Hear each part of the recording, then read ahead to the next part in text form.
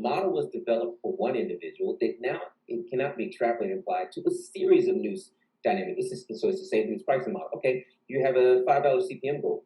That's based on general market, 359 million. I get it. The reality is the population you're pursuing that's black is what, 39 million? That's very different from 350 million. The economics don't match. And then if you look at the consumer with them that actually qualify or essentially have intent for you, maybe that's 2 million. That's a totally different price structure. You can't put that on a $5 CPM. Doesn't work.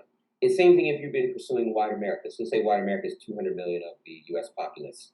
Well, if you go after Latinos and they're, 79 million, I don't know if the actual number is probably larger now, you can't apply the same math.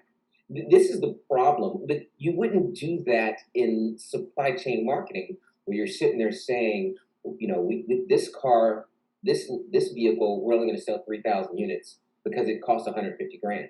But this one, we're going to sell 5 million units because it only costs 20,000. You can't apply the model for a $20,000 car to a $150,000 car. No one does that in business. I'm trying to understand the programmatic business, why people are doing that. And it defies all business common sense. You just can't do it. So it's not true to try to apply a general market narrative to segmentation models. It doesn't work. It was never going to work.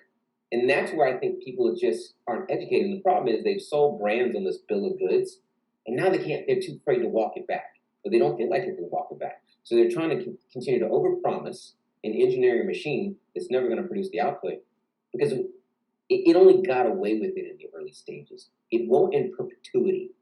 And programmatic is just like it's going to be able to do it to infamy. And it's not.